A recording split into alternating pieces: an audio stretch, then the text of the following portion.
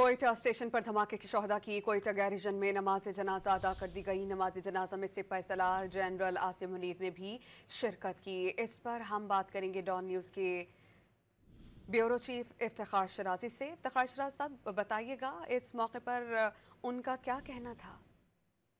जी बिल्कुल। एक तो यह है कि कोयटा रेलवे स्टेशन के जो धमाके के शोहदा हैं उनकी कोयटा गैरिजन में नमाज जनाजा अदा की गई, जिसमें दीगर अफराद के अलावा army chief general Syed Asim Munir ने भी शिरकत की और पाकि वज़ीर दाखिला और वज़ीर आला बलूचिस्तान भी शरीक हुए।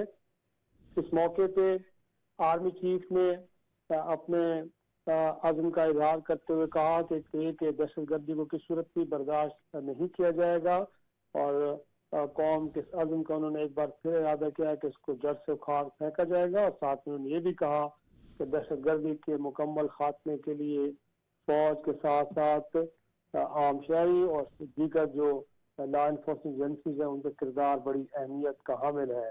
इस मौके पर उन्होंने CMH में जो ज़ेर इलाज जख्मी है धमाके की उनकी इयादत भी की और हर फर्दन हर जख्मी के पास जाके उनसे मुलाकात भी की। जी बहुत शुक्रिया इफ्तिखार शराजी साहब।